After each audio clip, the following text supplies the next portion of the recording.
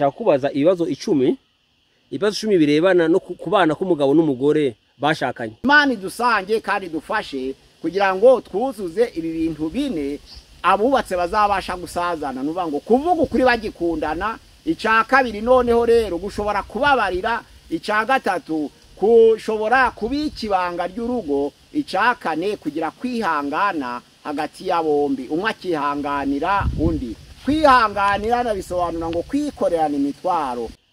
Ikibazo cya mbere, ese koko ni ryari abashakanye bashobora gutana? Ntabwo gutana ari umugambi w'Imana.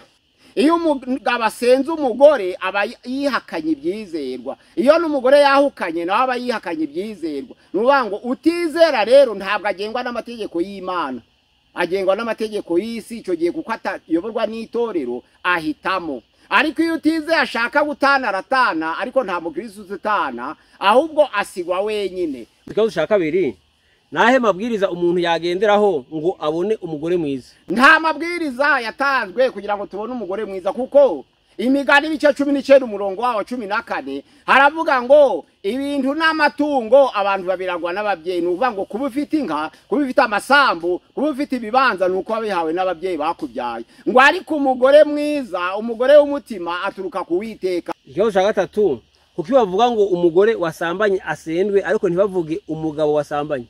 Ikibazo cya kane, ese mu bakozi b'Imana batubanjirije ko bagize abagore benshi byari byo?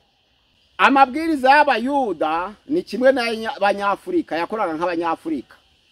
Buriya abazungu icyo kibazo baragikemuye, Uburaya na Amerika icyo kibazo baragikemuye. Umugore abimbata kubera aje gushingira kaje wabo w'umugabo. Iyo ugiye wabo w'abandi rero ntabwo ugira umudendezo wose, uhinduka imbata. Noneho Salomo yari afite abagore igihumbi udashizeho umukobwa wa Farawo. Abo bose bari abakozi b'Imana. Ariko isezerano rya kera ntabwo ryari itorero, Imana yari yaratoranije umuryango. Uwo muryango rero wari igicucu cy'itorero ryari giye kuzahishurwa, aho byari byemewe mu Bayuda ariko ntabwo byemewe mu itorero ry'Abakristo kuko rifite amabwiriza yayo. Abakozi pasi. Ikibazo cya gatanu, ese ubukwe bwemewe n'ubuhe? N'ubw'umuryango, n'ubwa leta cyangwa n'ubw'itorero? Bwabukwe bw'umuryango, bwabukwe bwa leta, bwabukwe bw'itorero, ayo yose namakwe aza guherekeza ubukwe bwabaye bwitwa gushimana kw'abazabana. Ikintu bita mariage par consentement mutuel, umukobwa n'umuhungu iyo bashimanye nibwo bukwe bwa mbere Imana yemera. Ntabwo rero babikora ngo babane batamenyesha ababyeyi kuko rero batanye inkwano kandi akaba ari abanyamuryango, nibo bababyaye bagomba kubafasha kubaka. Ntabwo bahisha leta, nicyo gihugu kibarindira umutekano. Ntabwo bahisha itorero ko n'itorero naryo n'umuryango wa kabiri, babatabara mu bibazo runaka kandi bakabahesha umugisha. Ikibazo cya gatandatu, ese umugabo abaye ikiremba umugore yabyifata mwate? Biterwa n'igihe yatangiriye. Ubundi ndahiro bakorera muri leta cyangwa bakorera mu miryango cyangwa bakorera mu itorero ryo kuvuga ngo tuzabana karamata ryuzura ari uko habaye kurongora. Iyo uburemba bwatangiye mbere ntihabe kurongora yandahira ibimfabusa, ubwo nuvuga ngo nta bukwe bwabayeho, umukobwa asubira iwabo, Nzeri n'umuhungu agaba iwabo. Ariko noneho ahantu hamwe hitwa Mbujimayi muri Kasai Orientale habaye ubukwe bw'umukobwa n'umuhungu barashingiranwa. Pastor abahesha umugisha, maze kubahesha umugisha wa musora bamuzima rimwe, umunsi umwe gusa. Umukobwa arategereza birahagarara.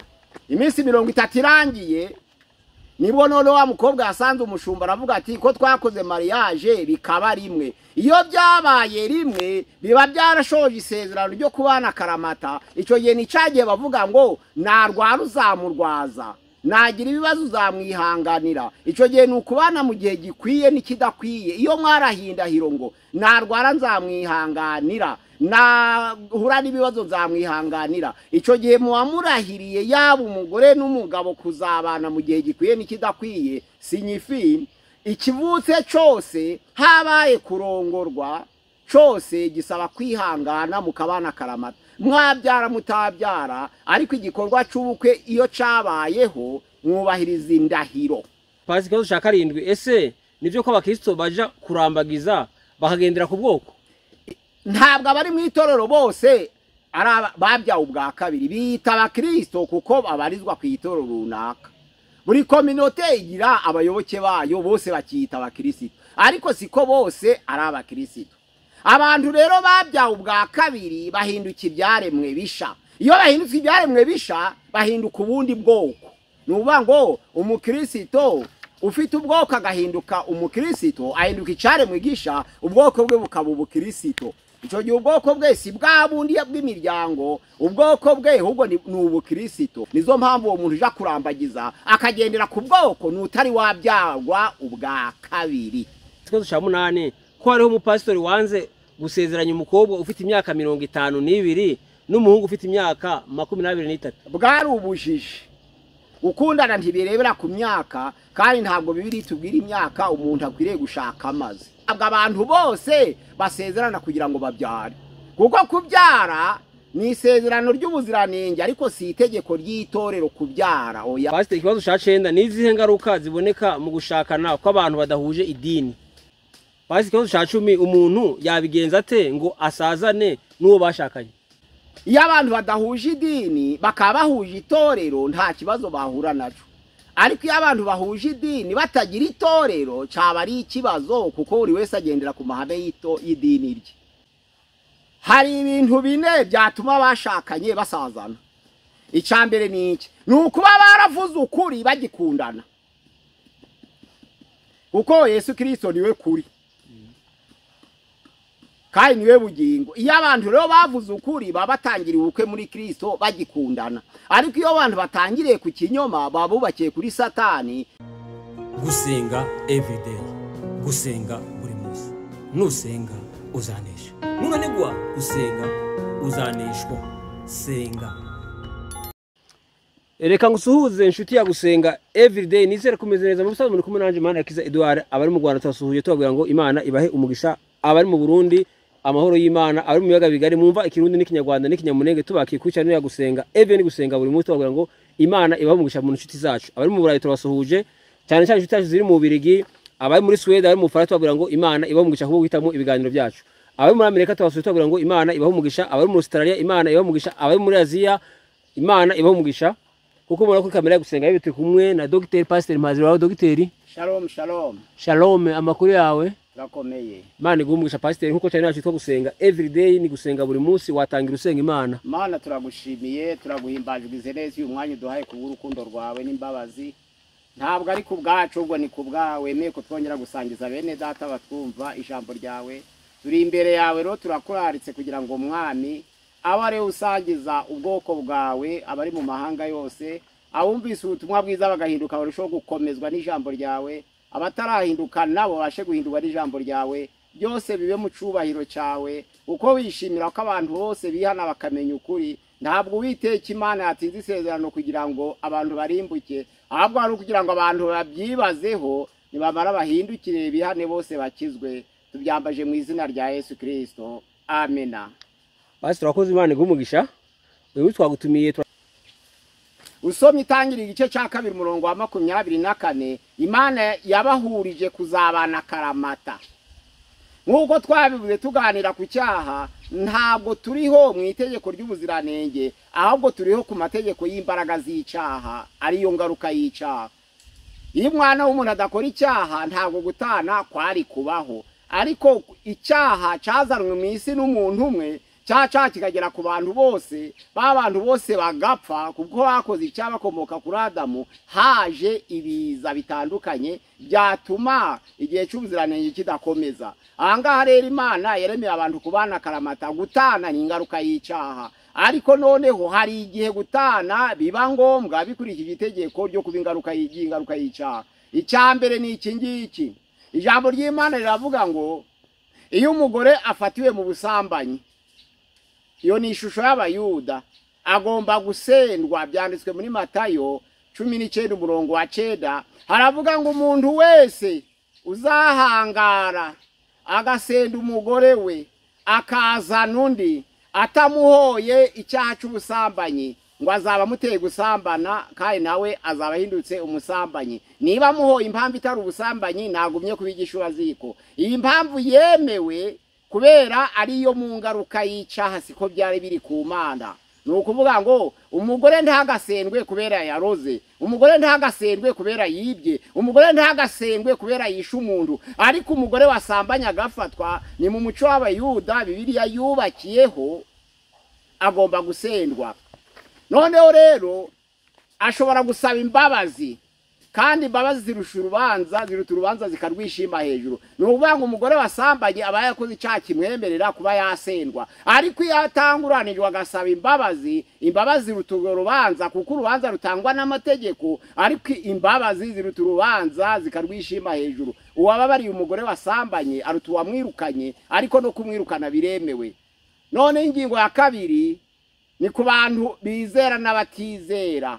Mu Bakorinto ba mbere igice cya 7 umurongo wa 12 kugera 15 aravuga ngo iyo wawundi utizera ashaka gutana natane muri ico gihe, kuko atizera ntabwo aba agihambiriye ku mugabo we. Ahangaro nta mukristo usenda umugore, nta n'umukristo wahukana muri ico gihe. Noneho rero wawundi utizera kuko atagihambiriye kuri wa mugabo we, wawundi wizera abohorwa n'itorero ico gihe, kuko atagihambiriwe kuri we. Urakoze. Nuvuga ngo ababyeyi mu bushobozi bwabo icyo bashobora gutanga ni ubutunzi, ababyeyi mu bushobozi bwabo icyo bashobora gutanga ni amafaranga, ariko ntabwo ababyeyi batanga umugore. Ababyeyi batanga amafaranga n'ubundi butunzi busanzwe, ibibanza, amafaranga, amasambo n'ibindi byose n'amazu, ariko nta babyeyi batanga umugore. Umugore w'umutima aturuka ku Uwiteka, nta mabwiriza ahari rero. Iyo Uwiteka guhaye umugore w'umutima murabana, iyo rero umutoranijwe n'abantu Imana itabirimo, kubana ntako. Nizo mpamvu Abamerika barabisuzumye barabireba mu itorero no mu Burayi, baravuga bati abagiye kuzabana ahubwo ababyeyi bakora ikintu cyitwa gukontribisiyo, babubakire kure. Umuhungu ye kuje iwabo w'umukobwa n'umukobwa ye kuje iwabo w'umuhungu, kugira ngo umwe ataba imbata y'undi.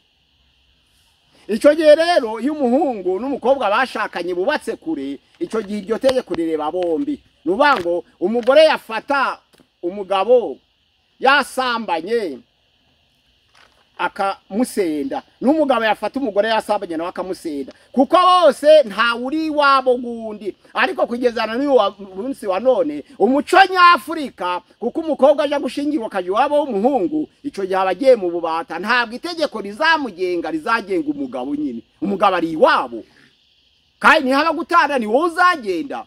Yaba ari wakoze icyaha, yaba ari wakoze icyaha ni wowe uzagenda. Ariko kugira ngo bakore ico kibazo, abazungu babubakiye kure, ntibabatuza ku iwabo w'umuhungu ni wabo w'umukobwa, bahinduka undi muryango, basiga ababyeyi bombi. Ico gihe amategeko barangana. Iyo umugore afashe umugabo nawe aramusenda, niyo umugabo afashe umugore nawe amusenda, kuko rwa rugo babubakiye baruteranije.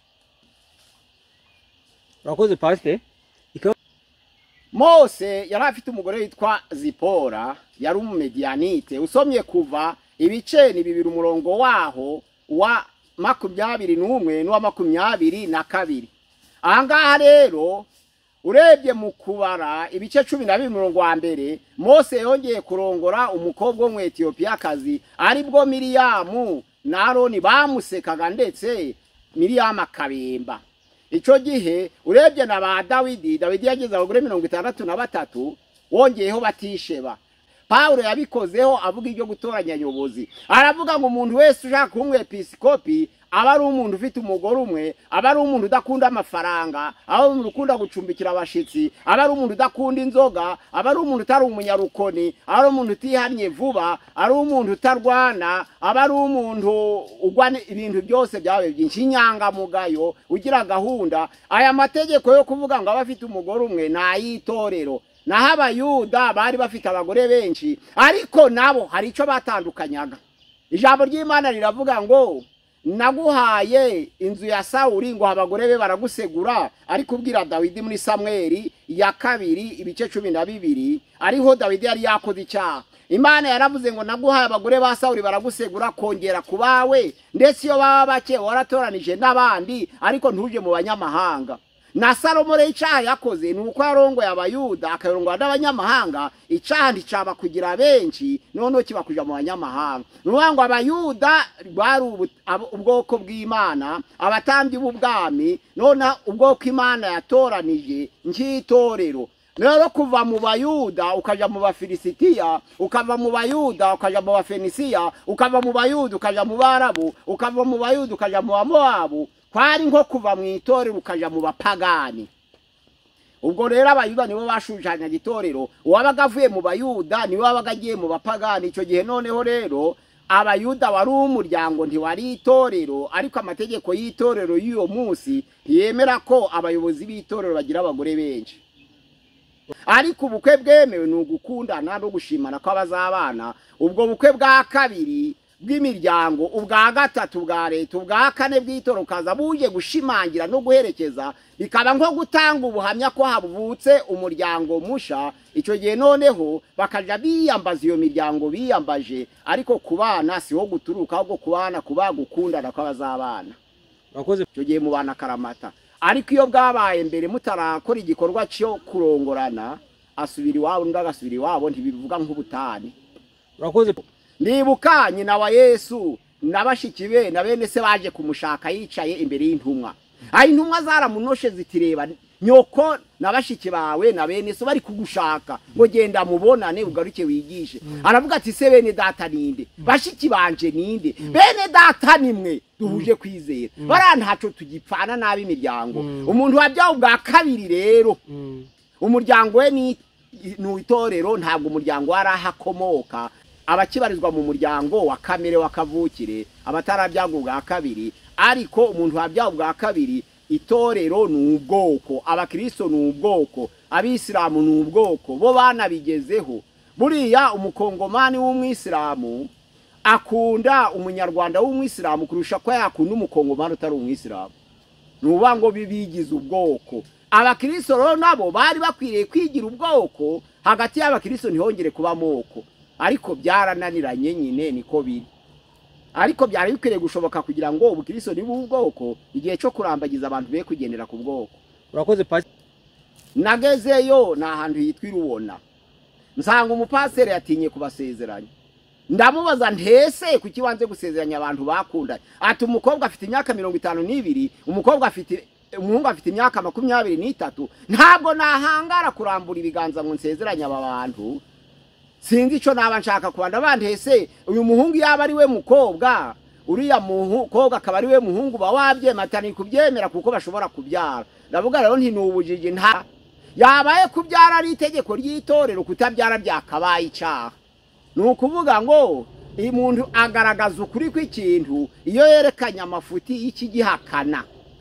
Nukuvuga ngo kubyara byakabaye niba ari itegeko, kutabyara byabicaha. Abatabyara ni benshi ariko ntaho bakoze icyaha. Nizo mpamvu kuko bari babitekereje n'uwo muhungu azi ko umukobwa w'imyaka 52 atabyara kandi akamukunda, paseri agombye kubareka akabasezeranya. Ikirenze ico nubujije. None se pasi wageze waramusezeranije? Namugiriye inama umupaseri ranga basezeranwa n'uri mu paseri utaruwo. Urakoze. Iyo badahuje idini bakaba badahuje initorero, ariko iyo badahuje amadini ariko bakaba bahuje itorero, bisobanura ngo bakaba barabyaho ubwa kabiri. Iyo babyaho ubwa kabiri rero bombi, umwe ari metodiste undi ari ADPR, ntabwo bagengwa n'amategeko ya ADPR cyangwa n'ama metodiste, ahubwo bagengwa n'amategeko yo kwizera Yesu Kristo. Paulo yarabivuze mu Baroma avuga ko hara imirimo itegekwa n'amategeko, ruvuga ngo imirimo y'amategeko, noneho hari amategeko y'imirimo hakaba n'amategeko yo kwizera. Iyo abantu badahuje idini ariko bakabombi bakijijwe, ubwo bombi babahuje itorero, kwitorero ni Kristo. Icyo gihe bagendera ku mabwiriza n'amategeko yo kwizera bakabana nta kibazo kivuka. Ariko iyo batageze mu itorero rya Kristo bakaba bafite amadini babarizwamo gusa, bahura n'intambara kuko buri wese agendera ku mahame ye kandi nta dini ryo imera irindi. Icyo gihe rero iyo bageze ku musaraba bakakira Yesu Kristo nk'umwami n'umukiza, nta kibazo bahura naco, bagendera ku mabwiriza yo kwizera. Kandi iyo umuntu amaze kwizera ntabakigengwa n'umushorera w'amategeko akorera mu madini. Kuko usomye Yohana 14:6 bako Yesu ari we kuri. Abantu batangiranye ukuri baba bari muri Yesu. Ariko usomye Yohana 8:24 havuga ngo Satani ni umunyabinyoma kandi ni se w'ibinyoma. Iyo abantu batangiye babeshanya bagakundana babeshanya, babubakiye kuri Satani. Icyo gihe rero ni ikintu cya mbere abantu kuba baravuze ukuri bagikundana ni ikintu cya mbere cy'ingenzi. Hariya muri Yohana ya mbere igice cya 3 umurongo wa 18 havuga iby'urukundo, havuga ngo bene data mwe gukundana urumamo mu magambo no ku rurimi, ahubwo mukundane mu byo muvuga no mu kuri, nuvuga ngo mu bikorwa niho hava mu kuri. Abantu bakundanye rero babwizanya ukuri, icyo gihe ntabwo bahura n'ikibazo. Iyo ni ingingo ya mbere. Ariko ababeshanye icyo gihe ni nka ryasezerano rivuga ngo utirariye ntarongora inkumi by'Abanyarwanda, ariko kwirarira ni ubuhenebere bw'ab'iminsi y'imperuka. Yanditswe muri Timoteyo ya 2 igice cya 3 umurongo wa 2. Ubuhenebere butuma umuntu yirarira, ariko umuntu udashaka kuja mu buhenebere avuga ukuri. Icyo ni icambere. Icya kabiri, umuntu kugira ngo azasazere n'uwo bashakanye nuko yakwiga kubabarira. Umwe yarezwe ukwe undi arezwe ukwe. Kenshi kumenyera ibyo undi yarezwemo biragorana, kandi kubabarira ntabwo ari ukuvira mu nda, kandi kubabarira ntabwo ari ugutinya ingaruka y'ibizaba. Oya, kubabarira ni ukugendera mu tegeko ry'urukundo.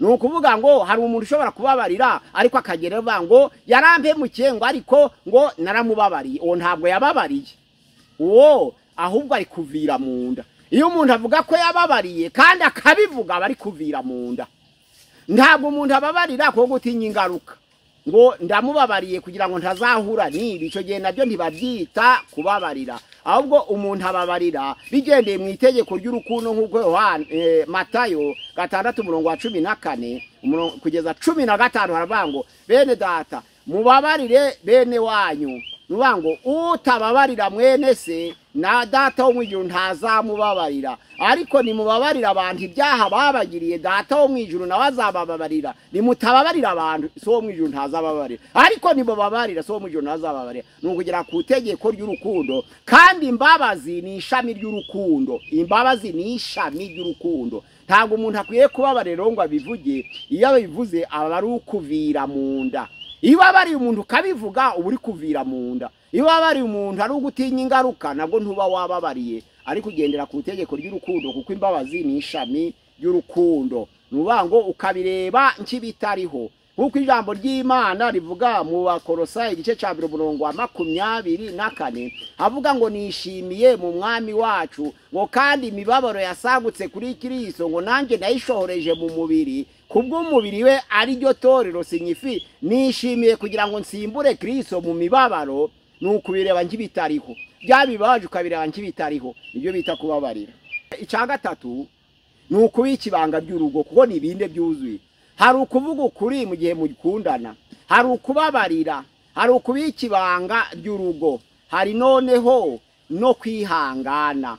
Hariya kubika ibanga ry'urugo muri complexe de Dupe ni amateka yabereye mu Egiputa. Itebesi, hari Tebesi yo mu Bugiriki, hakaba na Tebesi yo mu Egiputa. Ndavuga Tebesi yo mu Egiputa aho abahungu bakunda nyina, abakobwa bagakunda base. Ahangaha rero umuhungu ushaka gusenya ahura n'ikibazo akabwira nyina, kandi abagore bakunda abahungu babo. Iyo abwiye nyina rero amufatisha kurwanya umukazana we. Icyo gihe rero iyo umuntu yarangije kubaka aba yabaye undi muryango. Ntabwo uhura n'ikibazo ngo numara ukibwire nyoko uri umuhungu, kuko nyoko ashoka agiye gutoteza umukazana we kuko amubabariza umuhungu. Icyo gihe rero byavuye kuri complexe de Dupe, abakobwa bagira ibibazo bakabitura base, abahungu bagira ibibazo bakabitura ba nyina. Hari umukobwa w'umupasiteri wigeze atana yashatse, agarutse nyina aramubwira ati nawe wifata nabi, wowe rugaruka ugaruka. Hari ijambo uwo mukobwa yagiye nyina rikomeye, yabwiye nyina aravuga ngo mama, ntabwo abagabo bose bameze nka data.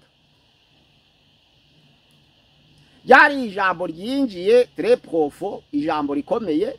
Abwira nyina ati mama uri kungaya ukanseka ngo ndi kuvayo nkananirwa, ariko ntabwo abagabo bose bameze nka data. Ibyo bishingiye no ku buyobe bw'ubwoko n'abantu bagenderaho bagiye kurambagiza.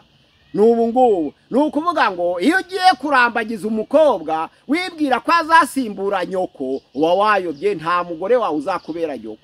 Icya kabiri noneho rero, wibwiye ko uzazana umukobwa ukumva ko azakora ibyakunaniye cyangwa wowe umukobwa ukavuga ngo umuhungu azakora ibyananiye, abantu benshi binjira muri ubwo buyobe. Muravuga ati singira mama, nari nkeneye umugore wo kumbera mama. Ntabwo azaba nyoko, azaba ari umugore wawe. Umukobwa nawe akavuga ati nari imfubyi, yize amahirwe mbona umusore wo kumbera data. Ntabwo azaba so, ahubwo azaba umugabo wawe. Ubwo rero wabyishe, wacishe, wabivanze, wavanze ibitariko. Icya kabiri rero kuvuga ngo umugore ugiye kuza nazagukorera ibyakunaniye. Ntabwo nize ariko nzazana umugore wize kugira ngo ibyananiye aje arabikora. Ntabwo azabikora, azabigusuzuguza. N'umugabo nawe nuko nta muhungu ukwiriye kuzana umukobwa wo kuzakora ibyamunaniye, nta n'umukobwa ukwiriye kusanga umusore wo kuzakora ibyamunaniye. Kora ibyawe numara kubisoza nta cakunaniye ubone ushaka umugabo. Kora ibyawe numara kubisoza ubone ushake umugore, we gushaka uwo gusoza ibyakunaniye. Icya gatatu noneho rero, umuhungu ugiye gushaka si umwana urerwa, n'umukobwa ugiye gushaka si umwana urerwa. Ijambo ry'Imana riravuga ngo menyereza umwana wawe inzira akwiye kunyuramo akiri muto ngo azarinda asaza akiri mu. Bisobanura ngo umwana yarezwe na nyina ari umuhungu abaye umusore wo kubaka urugo, umukobwa nawe yarezwe na ba nyina ari umukobwa ageze igihe cyo kubaka urugo. Icyo gihe ntabwo ari abo kurerwa, ahubwo ni abo kurera. Rero umuhungu wibesha ngo nzamutegeka uko nshaka, mugira uko nshaka, ntabwo uzamuhindura yarateruwe n'ababyeyi kugeza kuri urwo rwego. Nawe mugore uzavuga ngo uzahindura umugabo uko ushaka, nawe ntabwo uzamuterura ngo mugeze ku rwego wishimiye kandi ababyeyi bafite urwo bamugejejeho. Icyo gihe rero umukobwa wagiye gushaka agomba kugira imyaka 21, n'umuhungu ugiye gushaka agomba kugira imyaka 21. Biri muri principe divin y'abomuniste. Hari aravuga ngo hari igihe cyo kwibumbabumba cya mbere cy'imyaka 7, hakaba igihe noneho cyo gukura cya kabiri cy'imyaka 7, hakaba n'igihe noneho cyo gusoza cya gatatu cy'imyaka 7. Imyaka 7 yo kwibumba, imyaka 7 yo gukura, imyaka 7 yo gusoza, ikaba imyaka 21. Abantu bose bagomba gushaka bafite imyaka 21, yaba umuhungu cyangwa yaba umukobwa. Bayirenza nta kibazo, ariko ntibaje munsi yayo. Iyo bari munsi yayo, iriya bita periode d'achèvement, igihe cyo gusoza kiba kitaruzura.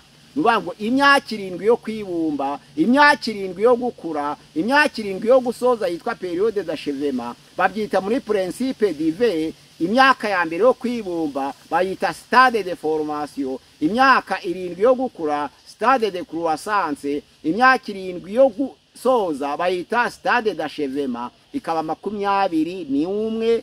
Umuhungu agomba kugira imyaka 21 n'umukobwa 21, bakabona kuba bashitse kuko bujwe za stade zose zo gukura. Icyo gihe noneho rero umuhungu ufite imyaka 21 ntabwo wakongera kumurera ngo umukuremo ibyo bamushizemo. Umukobwa ufite imyaka 21 ntiwakongera kumuhindura ngo umushiremo ibyo batamusizemo. Icyo gihe hasaba ubwumvikane gusa. Ingingo ya 4 rero y'ubuyobe nuko abantu batekereza ko uwo bazabana ari ikirangantego. Ntabwo umugore ari ikirangantego n'umugabo ntabwo ari ikirangantego. Kuvuga ngo reka nza n'umugore uruta abandi ngo nibaje baramureba bose batangare, icyo gihe bazamukwaka kuko icyo gihe ntabwo uzabuberanye nawe. Kuvuga ngo nzasanga umugabo uruta abandi, abantu nibamureba batinye w'igitinyiro, icyo gihe abandi bagore nabo bazamukwaka kuko bazaba bamukeneye. Noneho rero intego yo gushaka uwo muzabana ntukayicishe mu buyobe, utekereza ko umugore ari umwana urerwa, ntutekereze ko umugore azakubera nyoko, ntutekereze ko umugabo azakubera so, ntutekereze ko umuhungu ari umwana urerwa, ntugatekereze ko umugore ari ikirangantego. Ntukavuge ngo umugabo nawe ni ikirangantego, ariko kandi ntukavuge ngo umugore yaje gukora ibyakunaniye cyangwa umugabo yaje gukora ibyakunaniye. Uzaba waciye mu buyobe. Noneho rero ingingo ya 4 yo kubana kw'abashakanye bagasazara ni ukwihangana. Kwihangana niko konyine gusoza amasezerano. Ntabwo kwisi wabona ibikunejeje. Nta muntu wigeze ahabwa ibyo ashaka kwisi ngo abibone, kuko nta mahoro yuzuye twabona kwisi. Ariko kwihangana, ijambo ry'Imana ravuga ngo hahirwa uwihanganira ibimugerageza, kuko namara kwemerwa azahabwa ikamba ry'ubugingo. Ikindi noneho rero uje umenya ko ikigeragezo cyose iyo kivutse aba ari rusange mu bantu. ijambo ry'Imana avuga ngo nta kigeragezo kituzo kitari urusange hamwe no kugeragezwa ngo Imana iducira akanzu kugira ngo tubone uko twabyihangana uje umenya ko niba ugeragejwe muri uru ruhande hari undi wageragejwe mu rundi kandi wakubwira ngo tugurane ibigeragezo hari igihe utashobora kubyihanganira ariko ugashobora ibyo wamenyereye umwe yaremererwa undi akamufasha undi yaremererwa undi akamufasha babyita kwikorerana imitwaro icyo gihe rero harimo kubafashanya harimo kwezanya harimo noneho gukundana harimo guhugurana n'ibindi nk'ibyo ni ukwikorerana imitwaro Imana idusange kandi abubatsi bakomeze kugira ngo tubashe kuzirikana izi ngingo tuvuga ngo ingingo ya mbere yo kubana ni ukuvuga ukuri tuvuga ngo iya kabiri ni ukwiga kubabarira tuvuga ngo iya gatatu nayo ni ukubika ibanga tuvuga ngo iya kane ni ukwihangana maze abantu bagasaza amahoro nubwo bari mu ngaruka z'ibyaha ariko Imana ikazabitura ubugingo buhoraho muri Yesu Kristo amena. Pastor akoze Imana iguhumugisha cyane sinzi ko hari kindi wakongera. Pastor Mpazirego Pierre ubagejeje ikiganiro cyo kusazana kw'abashakanye nimero ya WhatsApp 0786669666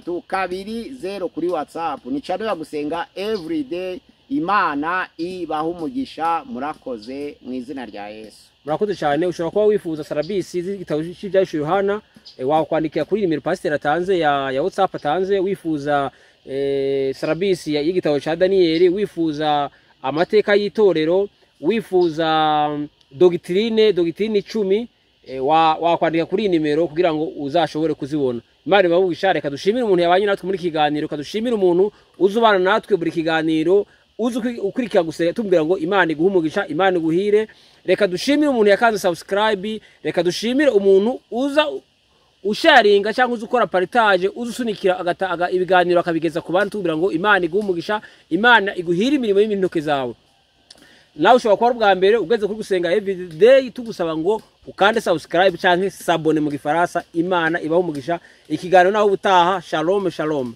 shalom.